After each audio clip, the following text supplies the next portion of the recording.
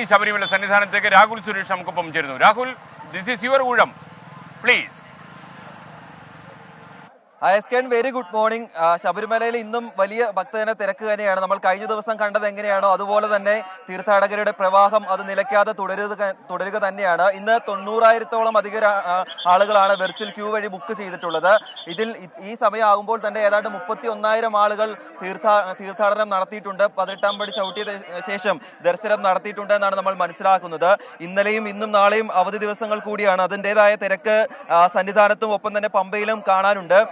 വലിയ തിരക്ക് ഈ ദിവസങ്ങളിൽ ഉണ്ടാകുമെന്ന പ്രതീക്ഷ നേരത്തെ തന്നെ ദേവസ്വം ബോർഡ് മുന്നോട്ട് വെച്ചിരുന്നു.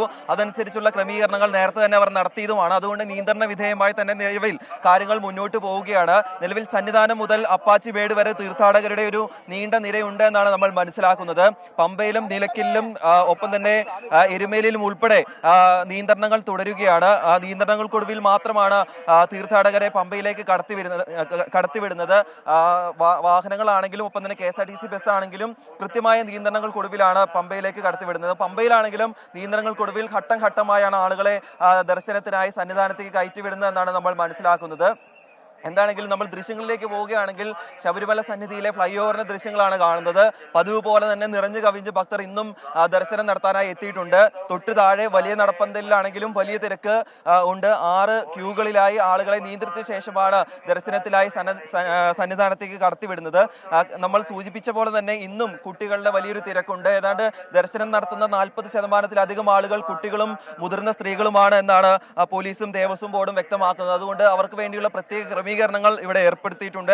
നേരത്തെ തന്നെ അവർക്ക് വേണ്ടി പ്രത്യേക ക്യൂ സംവിധാനം ഏർപ്പെടുത്തിയിരുന്നു. അതും വിജയമാണെന്ന ഒരു വിലയിരുത്തൽ തന്നെയാണ് ഇപ്പോൾ മുന്നോട്ട് പോകുന്നത്. ഇനി 2 ദിവസം മാത്രമാണ് മണ്ഡലപൂജയ്ക്കായി ബാക്കിയുള്ളത്.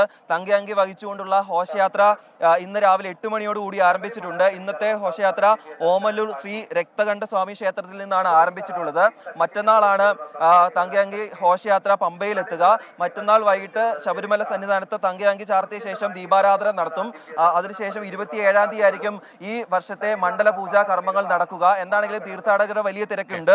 ഇന്നലെ ഈ അരവണയുമായി ശബരിമല സന്നിധാനത്ത് നമുക്കൊപ്പം ചേർന്ന്